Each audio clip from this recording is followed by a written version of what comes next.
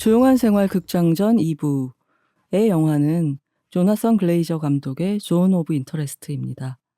올 초에 아카데미 영화상에서 국제장편영화상을 타기도 했고 작년도 칸 영화제에서 추락의 해부와 황금종려상을 다투고 결과적으로는 2등상을 받았던 영화입니다.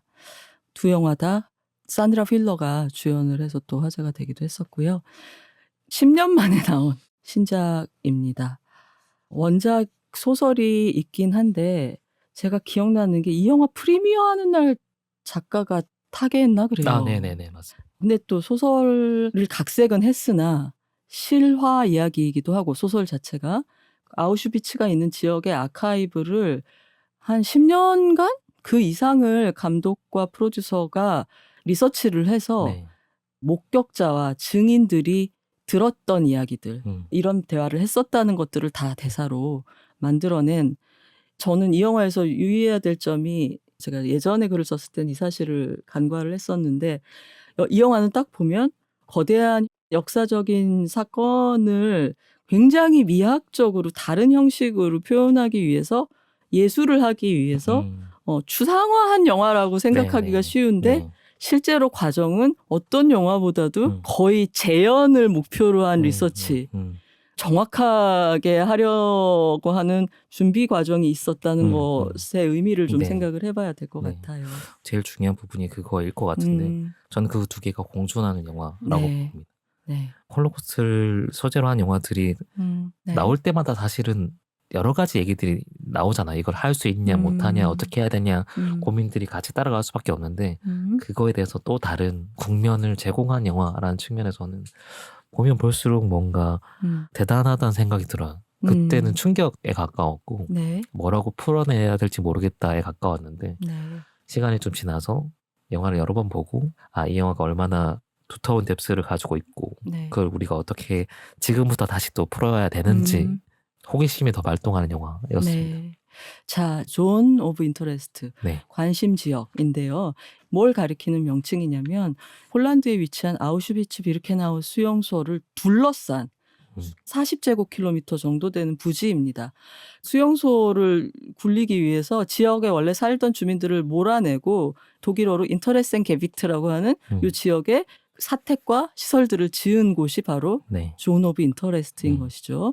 아우슈비츠 수용소장인 루돌프 헤스라는 그 실존 장교와 헤드비히라고 하는 그의 아내, 그리고 한 4명쯤 되는 아이들이 네네. 바로 아우슈비츠 수용소 문에서 나와서 바로 옆으로 틀면 있는 집에 아름다운 정원과 네. 집을 짓고 살고 있어요. 정원의 중요성이 굉장히 크다고 봐야 될 것 같더라고요. 자료를 보면 볼수록. 이 사람들은 포로 인력을 이용해서 마치 히틀러가 주창한 독일인들이 살아야 할 전원적이고 이상적인 삶을 누리고 있는 거죠. 근데 이 영화의 가장 첫 번째 특징은 우리를 수용소 안으로 데려가지 않아요. 이미지로는. 네. 그저 멀리서 피어오르는 검은 연기와 때때로 들려오는 총성과 신음 비명소리, 네. 그리고 주변 하천에서 내려오는 소화되지 이물질, 않는 무언가 이물질, 그것도 되게 이물질. 중요한 요소 중에 하나라고 봅니다. 물자를 통해서만 그 수용소의 흔적들이 집 안으로 들어오는데 유태인들이 굉장히 잘 사는 사람들이 많았잖아요.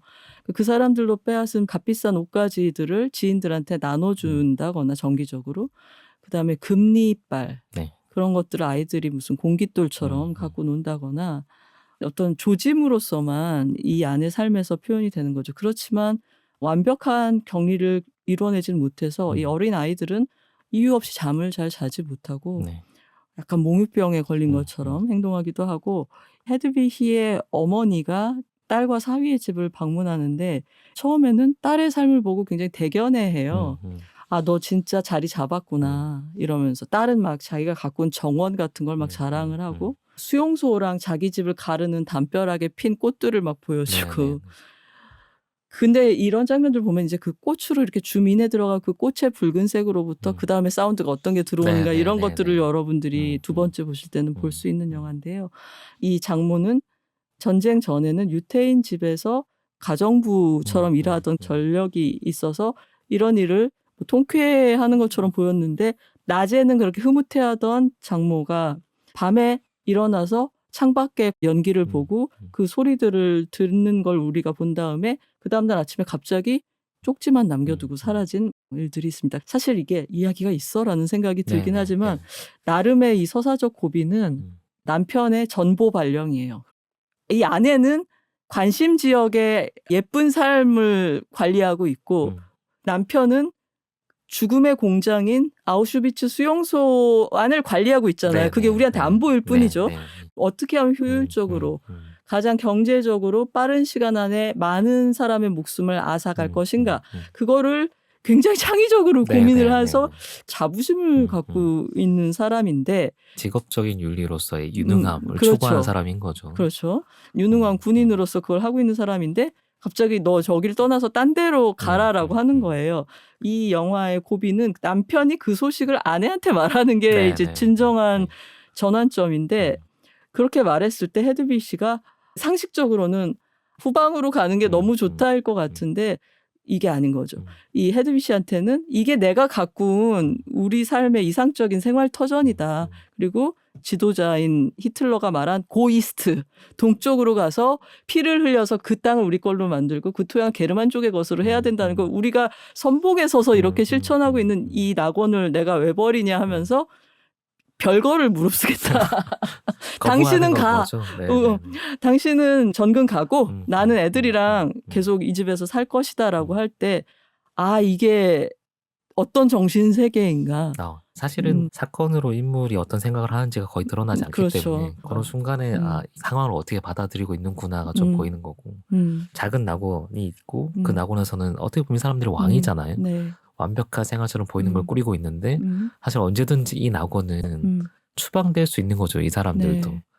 그렇게 했을 때 나는 이 낙원에서 못 벗어나 거부를 하는 거니까 상징적으로 보면 되게 에덴 동산의 어떤 모티브를 그대로 따온 것 같기도 하고 본원적인 공포가 있는 거죠. 헤드비히한테도 떠나고 나서는 그곳이 어떤 것이었는지 자기가 알게 되는 게 두려울 수도 있어요. 그래서 적극적으로 아무것도 하지 않는 상태에 내가 생각을 안 해도 되는 상태로 머물고 싶어 하는 차라리. 욕망처럼 보이기도 하고 선악과로 따지면 따먹는 순간에 이제 우리가 의식이라는 게 생기잖아요. 의식을 하지 않겠다는 적극적인 저항 중에 하나가 나 여기 머물래. 만들어진 인공 낙원에. 그게 서사적으로는 거의 유일한 분기점인 것 같습니다. 영화에서는. 저는 보고서 어떤 회화 작품이 생각났던 게 르네 마그리트의 빛의 제국이라는 사방이 깜깜한데 그 집만 불이 밝혀져 있는 집을 그린 작품이 있잖아요. 그 그림이 칸에서 봤을 때도 생각이 났었고 이 영화는 집 안이 있고 바깥에 정원이 있고 그 울타리 바깥에 더 넓은 존 오브 인터레스트가 있잖아요. 이들이 가끔 피크닉을 가고 탈출한 포로가 사냥감처럼 쫓기고 하는 전원 그런 식으로 공간이 구성이 돼 있는데 이 영화는 딱 보면 우리가 흔히 관습적으로 생각하는 스토리텔링이라기보다는 가해자라는 걸 외면하고 있는 가해자의 심리를 지도로 만들어 놓은 것 같아요. 도면으로 만들어 놓고 이게 대사나 그런 거 대신 인물과 동물 그리고 물자들이 어떻게 들고 나는가 그걸 완벽하게 보통 영화가 한 컷에서 한 컷으로 넘어갈 때 완전히 미끄럽게 사실인 것처럼 슉 넘어가는 헐리우드식 봉합이라고 얘기를 하는데 헐리우드 저리 가라로 봉합을 해놨는데 그게 가능했던 거는 거의 CCTV처럼 많은 카메라들을 설치를 해놓고 그것들이 틈새 없이 샤르륵 이어지도록 편집을 해놓은 거거든요. 근데 저는 그 봉합이 헤드비히가 완벽한 곳에서 안 나가려고 하는 그 욕망 있잖아요. 혹은 도덕적인 가책일 수도 있고 그거를 형식으로 받아들인 것 같았어요. 그리고 계속 문단속을 하거든요. 이 영화 속에서. 격리된 울타리를 만든다는 게 이 영화의 가장 핵심 접근 방식이고 뭐 좀 과장해서 얘기하면 현대 영화가 추구하는 거의 어떤 이상적인 형태인 것 같기도 합니다. 서사 영화 얘기할 때는 스토리의 결과로서 뭔가를 우리가 계속 생각하잖아요. 이 사람이 어떤 삶을 살아왔고 지금 어떤 감정 상태이고 사건을 겪어서 어떻게 바뀌었다. 근데 이 영화는 철저하게 형식이 훨씬 더 중요하고 카메라라는 행위 자체도 어떻게 보면 울타리잖아요. 그 스토리 라인이라고 하는 울타리를 쳐주는 것도 마찬가지고 이 영화는 실제로 외곽의 울타리를 통해서 일어났던 끔찍한 홀로코스트의 사실과 우리가 그걸 어떻게 받아들일 수 있는가에 큰 무대를 하나 만들어 준다는 생각이 들었고, 그래서 되게 모순적이지만 한편으로는 되게 영화적이고 하면 되게 연극적이에요. 맞아요. 저는 연극보다 공연이라는 생각이 들었어요. 네네. 이거는 그런 연극이 아니고 움직임으로 어떤 사상을 표현하는 네네. 그런 일종의 퍼포먼스? 인물들은 사실은 다 종이 인형처럼 움직이고 있는데 중간에 나오는 검은 개의 움직임이나 이런 거는 되게 상징적이거든요. 어떻게 개까지 그렇게 그래서 동선을 동선을 짠 잡았는지. 건데 연극적이기도 하고 뭐 영화적이기도 하고 혹은 표현주의, 사실주의 두 종류의 영화가 있다고 하면 네. 재현한 영화랑 포착하는 영화가 있다고 보거든요. 재현과 포착. 네네. 재현은 두 번, 세 번 반복할 수 있는 무언가를 만들어내는 거고 포착은 그때만 존재하는 무언가잖아요. 근데 이 영화는 두 가지를 동시에 작동을 시키고 있어요. 이를테면 시각적으로 사실 담정 너머를 보여주지 않는 영화인데 청각적으로 너무 많은 정보를 주는 영화잖아요. 네. 사실은 거의 공포 영화에 가까운 사운드를 그렇죠. 쓰고 있고. 미카 레비가 음악입니다, 여러분. 아시겠죠?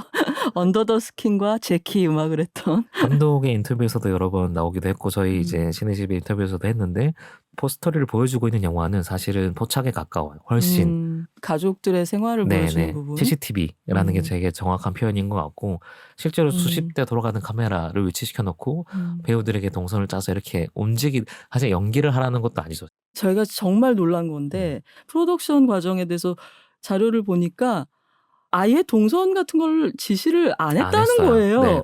근데 그럼 구도가 어떻게 그렇게 교묘정치하게 나오냔 말이죠. 그래서 저는 이게 그 공간을 완전히 속속들이 감독이랑 카메라맨이 연구를 해서 카메라 배치를 설계한 게 아닌가. 그렇죠. 디자인을 한 게 동선이 아니라 카메라를 어디에 두고 어떻게 돌린다로 해서 이 구도가 프레이밍으로 만들어진 것인가 이게. 근데 그게 가능한가? 그런 경우 듣도 보도 못했는데 이런 사실 생각이 이게 듣도 보도 못한 방식의 편집을 짜낸 거예요. 네. 합을 맞춘 연기를 하고 있는 게 아니고 자연스럽게 거기 존재하도록 만든 다음에 카메라 수십 대로 그걸 포착을 해서 리얼리티 예능 찍는 것처럼 나중에 후편집을 한 거거든요. 카메라 그렇게 많으면 하나 중에는 밸런스가 맞는 숏이 있다 뭐 이런 건가? 네.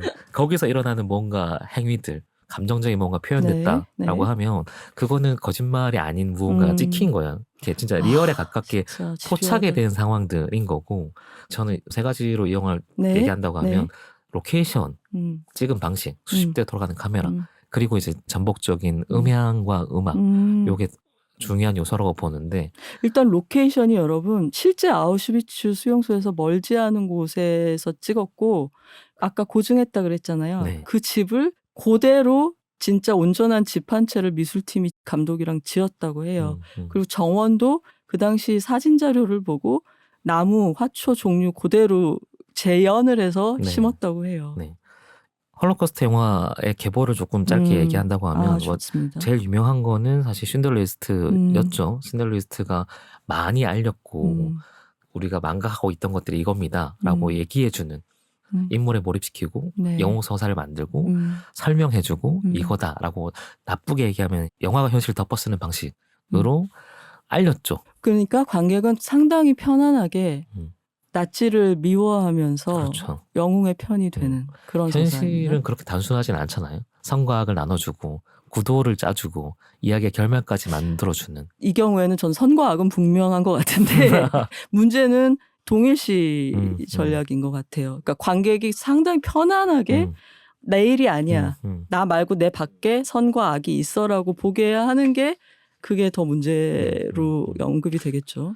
사실 그 앞에 나온 영화가 쇼와 같은 게 있었는데 쇼와 같은 영화가 제일 문제 삼는 거는 재현할 수 없는 거는 찍으면 안 된다. 말할 수 없는 것에 대해서 우리가 함부로 얘기할 수 없다라고 해서 흔적들만 할 수 있는 것들을 해서 거대한 어둠을 만들어내는 인터뷰. 인터뷰를 통해서 블랙홀이 저기 있다는 거 우리가 인지할 수 있는 방식은 거기 빛이 다 빨려 들어가기 때문이잖아요. 거대한 암흑이 있다는 것만 그 암흑이 뭔지는 우리는 설명 못해 라는 입장이 쇼와였다고 하면 슐러리스트는 정반대에 있는 거죠. 암흑이 이거야 라고 설명해주는. 장단으로만 따지면 둘 다 장단이 있는 것 같아요. 그 쇼와 같은 경우는 어떤 문제가 발생하냐면 그렇게 하는 순간 암흑이라고 하는 우리가 설명할 수 없는 어떤 부분이 이 단어가 적절할지 모르겠는데 일종의 신성시 되는 것도 있거든요. 함부로 건드릴 수 없는 무언가가 돼버린단 말이죠. 아도르노가 홀로코스트 이후에는 모든 예술적 표현이 불가능하다고 음. 땅땅땅 찍어가지고 네네네네네. 그 다음부터 뭘 어떻게 표현을 해도 그 음. 예술은 불경한 것이 돼버리고 외설적인 것이 돼버린단 말이죠. 네네. 근데 그랬을 때 지금 말씀하신 대로 타부시가 되면서 네네. 그걸 신비화를 하고 네네. 홀로코스트라는 사건을 음. 그걸 이해할 수 없어 어차피 라고 내버려두면 우리의 윤리와 앞으로의 역사하고는 무관해지는 네. 거잖아요. 아주 높은 윤리 의식으로 이거를 다룰 수 없어였는데 점점 시간이 지나면 아주 손쉽게 네. 망각시켜버리는 쪽으로 작동할 수도 있기 때문에 예.